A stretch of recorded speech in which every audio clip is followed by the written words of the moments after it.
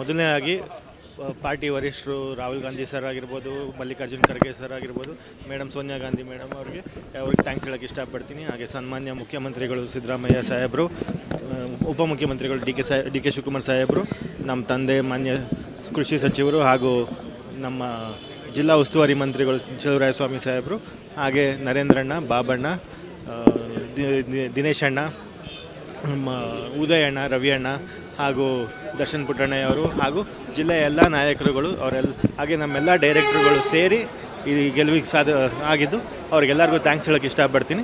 ಇವತ್ತು especially ಡೈರೆಕ್ಟ್ರುಗಳಿಗೆ unanimous ಆಗಿ ಮಾಡಿಸ್ಕೊಟ್ಟಿದ್ದಕ್ಕೆ ಸ್ಪೆಷಲಾಗಿ thanks ಹೇಳೋಕ್ಕೆ ಇಷ್ಟಪಡ್ತೀನಿ.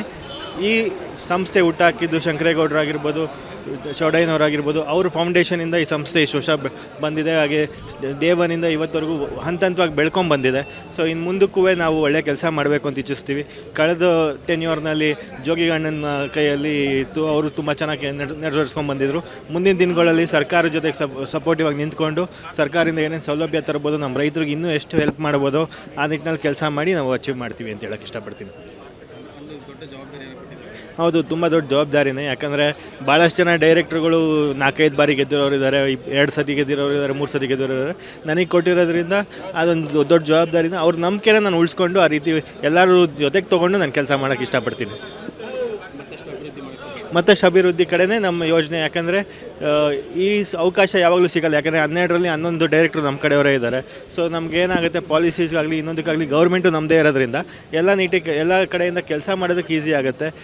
ಉಸ್ತುವಾರಿ ಮಂತ್ರಿಗಳು ನಮ್ಮ ತಂದೆ ಆಗಿರೋದ್ರಿಂದ ಅವ್ರ ಸಲಹೆ ತೊಗೊಂಡು, ನಮ್ಮ ಜಿಲ್ಲಾ ನಾಯಕರುಗಳೆಲ್ಲ ಸಲಹೆ ತೊಗೊಂಡು ಎಲ್ಲರ ಜೊತೆ ವರ್ಕ್ ಮಾಡ್ತಾ ಬ್ಯಾಂಕ್ನ ನಮ್ಮ ರೈತರಿಗೆ ಎಷ್ಟು ನಾವು ಹೆಲ್ಪ್ ಮಾಡ್ಬೋದು ಈ ಟೆನ್ಯೂರ್ನಲ್ಲಿ.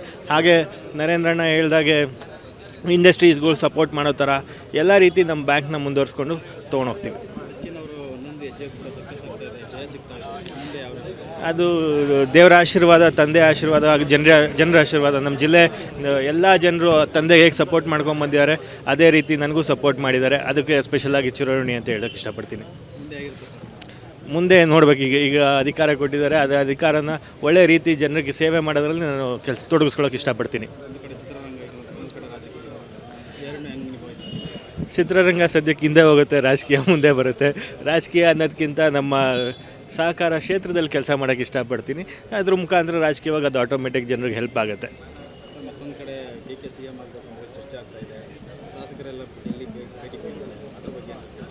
ಅದು ನೆನ್ನೆನೇ ಅಣ್ಣ ಕ್ಲಾರಿಫೈ ಮಾಡಿದ್ರು, ಅವ್ರು ಹೋಗಿರೋದು ಡಿಪಾರ್ಟ್ಮೆಂಟ್ ಕೆಲಸಕ್ಕೋಸ್ಕರ. ಸೊ ಆ ಕೆಲಸ ಮುಗಿಸ್ಕೊಂಡು ಅವ್ರು ಇವತ್ತು ಬರ್ತಾರೆ.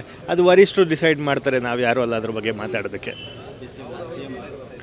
ಅದು ದೊಡ್ಡವರು ರಾಹುಲ್ ಗಾಂಧಿ ಸಾಹೇಬರು, ಖರ್ಗೆ ಸಾಹೇಬರು, CM, DCM, Sonia Gandhi madam ಅವ್ರು ಕುತ್ಕೊಂಡು ಡಿಸೈಡ್ ಮಾಡ್ತಾರೆ. Thank you.